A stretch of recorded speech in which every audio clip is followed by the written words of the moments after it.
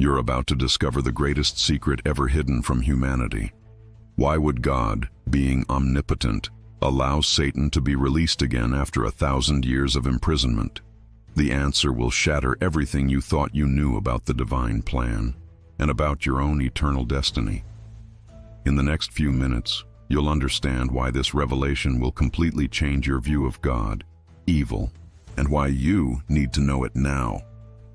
But before revealing this truth that could change your eternity, if you're someone who seeks real answers, not sugar-coated versions of faith, click like now. Because people who enjoy this kind of content help me know that I can go deeper, reveal even more shocking truths that most aren't ready to hear. And if you want to be notified every time I unearth another biblical secret that could shake your beliefs, press subscribe and activate the bell. Because what I'm going to share in the next few videos will make this one seem like just the first chapter of a much greater revelation. Revelation 20 verse 7. A prophecy that has haunted theologians for 2,000 years. And when the 1,000 years are expired, Satan will be released from his prison. But why? Why would a God of love choose to unleash evil itself? For centuries, this question has remained buried in the deepest corridors of theology. Religious leaders avoid this topic. Pastors look away. Theologians whisper theories in secret. But today you will discover the truth they don't want you to know. A truth so powerful it will reveal the true character of God and the true purpose of human existence. My name is Name, and for the past 15 years I've delved into the most ancient texts, consulted the greatest scholars, and finally found the answer. Get ready. What you're about to discover will change your life forever. If Satan is absolute evil, why didn't God destroy him forever at Armageddon? This question takes us to the heart of one of the greatest mysteries of biblical prophecy. To understand the answer, we must first understand exactly what happens during those 1,000 years mentioned in Revelation. The Bible is clear. After the second coming of Christ and the Battle of Armageddon, Satan will be bound for 1,000 years. During this period, the saved will reign with Christ, while the earth remains desolate. But here's the detail most people overlook. The Bible doesn't say Satan will be destroyed. It specifically says he will be released from his prison. Why is this distinction so important? Because it reveals something fundamental about God's character and his method of dealing with sin and evil. For centuries, the church has avoided discussing this topic in depth because the answer challenges some of our most basic conceptions of God. Many theologians have tried to explain it away as a strategic necessity or a final demonstration of God's power. But the truth is much deeper, and much more disturbing to those who prefer a simple and superficial faith. Stop everything. Did you know that the word prison in the original text doesn't mean what you think? In the original Greek, the word used is phylake, which implies not only confinement, but also a period of guarding, observation, and preparation for judgment. This completely changes our understanding of what is really happening during these 1,000 years. But wait, there's something the Bible translators never told you about this passage. In the original Greek text, when it says that Satan must be released, the word used is dei, which doesn't indicate reluctant permission, but divine necessity. It's the same word used when Jesus said it must be suffered. This means that Satan's release is not an accident or a concession. It is an integral part of the divine plan. The answer lies in what happens immediately after Satan is released. Revelation 28 tells us that he will go out to deceive the nations and gather an army, whose number is as the sand of the sea, for the final battle. But who are these nations? Who are these people who will join Satan? Here's where the story gets truly shocking.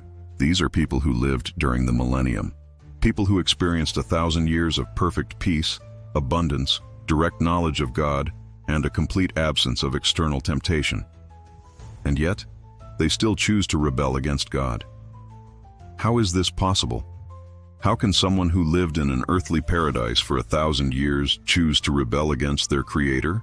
The answer reveals something fundamental about human nature and what God is truly testing. During the millennium, people will be born and raised in a perfect world. They will know God not by faith but by direct experience. They will see His goodness, experience His provision, and live in His presence. But there is one thing they will not experience: the real choice between good and evil. And here's the truth that will shock you. God needs Satan to be released to validate one specific thing, to prove that those who choose Him do so out of true love, not convenience or a lack of alternatives. The ultimate test is not about power or knowledge. It's about the heart. It's about discovering who truly loves God for who He is, versus who loves Him simply because it's advantageous to do so. Think about it. If you were raised in a world where there was only one option, serving God, would that really be a choice? Would that be true love? Or would it simply be conformity with the only reality available? God, being perfectly just, cannot judge eternally based on a choice that wasn't actually a real choice. Eternal judgment can only be just if it is based on a free, conscious, and informed decision. Warning: most people who have lived through the 1,000 years of peace will fail the final test. Why? Because they will discover that their faithfulness to God was actually just disguised self-interest. They loved Him because it benefited them, not because they genuinely appreciated His character. This leads us to an even deeper truth about the nature of evil itself. But there's something even deeper. Something about the nature of evil itself that will shock you. For centuries, we've seen Satan as God's enemy, the cosmic rebel trying to thwart God's plans. But what if this perspective is fundamentally wrong? What if Satan, unknowingly, is actually serving God's purposes? In the book of Job, we see Satan presenting himself before God, needing permission to test Job. This gives us a crucial clue. Satan is not an independent power operating outside of God's control. He is, willy-nilly, limited by God's sovereignty. The Hebrew concept of Satan originally meant adversary, or prosecutor, one who tests and proves the genuineness of something. In the ancient judicial system, the Satan was the prosecutor who brought charges, forcing the truth to come out. What if this role never really changed? What if Satan, in his rebellion, is unwittingly fulfilling the role of testing the genuineness of human love for God? Explosive revelation. Satan is unaware that he is being used by God in this way. He genuinely believes he is fighting against God, but in reality, he is serving the divine purpose of revealing true hearts. This does not make God the author of evil, far from it. But it shows His infinite wisdom in using even rebellion to accomplish His righteous purposes. As Joseph said to his brothers, "You intended evil against me, but God intended it for good." The function of evil in God's plan is not to cause suffering for pleasure, but to reveal and develop character. Just as pressure turns coal into diamonds, the presence of evil, when permitted by God within specific limits, can transform ordinary souls into extraordinary saints. But why did God choose this seemingly dangerous method? Why not simply create beings who automatically love Him? The answer lies in the very nature of love. True love can only exist where there is real choice. A robot programmed to say, "I love you," doesn't really love. It just executes programming. For love to be genuine, there must be the real possibility of choosing not to love. And here we get to the heart of the matter. Why weren't 1,000 years of peace enough to prove who truly loves God? Because during those 1,000 years, there was no real temptation, no genuine choice between viable alternatives. Now you will discover the real reason God planned everything this way. The strategy behind enabling Satan's final release reveals God's pedagogical mind. He is not just a ruler, but a supreme educator. Throughout human history, God has used experiential methods to teach. Adam and Eve learned the consequences of disobedience through experience. Israel learned the futility of idolatry through centuries of captivity and suffering. Humanity is learning the self-destructive nature of sin through thousands of years of history. The millennium will be the period of learning what life is like under God's direct rule. It will be a practical, irrefutable demonstration that God's ways truly lead to peace, prosperity, and genuine happiness. But even this demonstration will not be enough for some. Why? Because some people don't want happiness. They want autonomy. They don't want peace. They want control. They don't want to submit to God, even when his ways are proven to be better. The final liberation from Satan will be the final exam of the cosmic university. It will be the opportunity for each person to show what they have truly learned, what they truly value, who they truly choose to be. Archaeological discovery. Ancient texts confirm this interpretation that the Church has hidden. Manuscripts discovered in the last 50 years, including texts from Qumran and early patristic writings, show that early Christians understood this final liberation as a necessary test of the genuineness of their faith. Clement of Rome, writing in the 1st century, speaks of a final test of the elect. Origen, in the 3rd century, discusses the need for a conclusive demonstration of free choice. These concepts were gradually removed from popular theology because they disrupted the simplicity many preferred. Warning: what I'm about to reveal may shake your most fundamental beliefs. Satan's release is not a flaw in God's plan.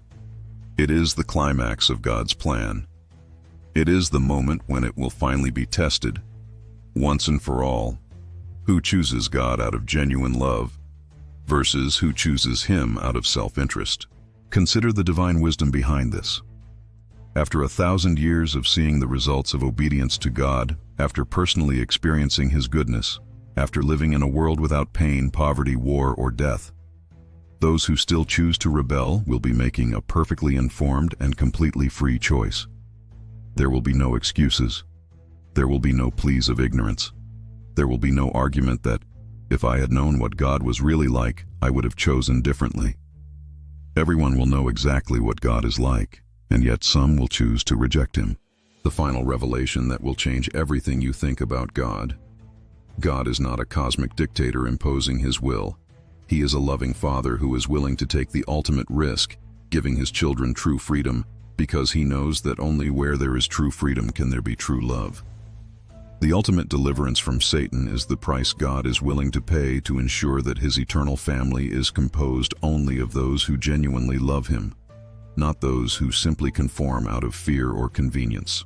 This is why he is called the God of love, not only because he loves, but because he values true love so much that he is willing to allow rejection to ensure genuine acceptance. But here is the question that will define your eternal destiny. If you were there at the end of the 1,000 years, having experienced the perfection of God's rule, but also having the real opportunity to choose independence and rebellion, what would your choice be? This is not a theoretical question. It is a question that reveals who you truly are at your deepest core.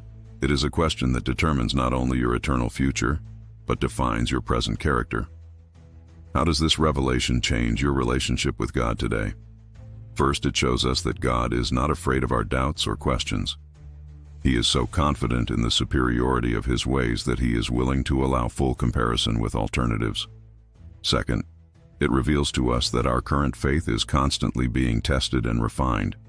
Every choice we make between obeying God or following our own ways is preparation for the final test. Third, it shows us that God values quality over quantity. He would rather have fewer people who genuinely love him than multitudes who follow him out of convenience. Why do you need to understand this before the end of time?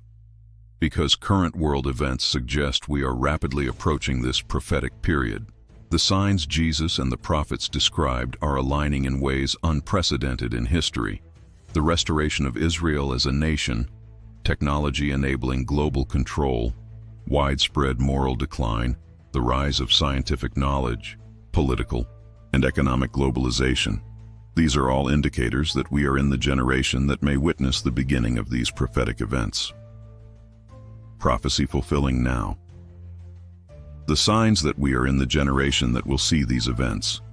The convergence of prophetic signs in our generation is statistically impossible to be coincidental. For the first time in history, we have the technological capacity to fulfill the prophecies of global economic control, worldwide instant communication, and mass destruction. How can we prepare spiritually for the final test? First, develop a relationship with God based on genuine love, not fear or self-interest. Question your motives. Do you love God for who He is or for what He does for you? Second, practice choosing God's ways even when they are difficult or personally costly. The final test will be about choosing God when the alternative seems attractive. Third, study God's character deeply. The more you know Him, the easier it becomes to love Him genuinely. Superficial knowledge produces superficial love. Fourth, strengthen your faith through understanding. Ignorance is not spirituality. God gave us minds to use, and He honors those who seek to understand Him more deeply. If you were there, at the end of the 1,000 years, what would your choice be? This question echoes through the corridors of time until it reaches your heart today. Your answer to this hypothetical question reveals your response to the real choices you face right now. Do you choose God when it's inconvenient? Do you obey Him when no one is looking? Do you love Him when He allows difficulties into your life? Your answers to these daily questions are preparation for the ultimate test. Now you know. The truth that transformed my life and will transform yours. Satan will be released not because God lost control, but because God loves so much that He is willing to risk giving us true choice. The ultimate test is not about Satan. It's about us. It's about proving that we chose God out of love, not fear or convenience. What about you? When your time comes, when there are no more excuses, no more ignorance, no more external pressure, what will your choice be? The answer to this question will determine not only your eternal destiny, but will define who you really are at your deepest core. If this revelation touched your heart, if it changed your perspective on God and yourself, share this video. The world needs to know this truth, and in the comments tell me, how has this discovery changed your view of God's love? Because when we understand the true heart of God, when we see that even evil serves the purpose of love, our faith doesn't just become stronger, it becomes unshakable. The truth has been revealed. The choice now is yours.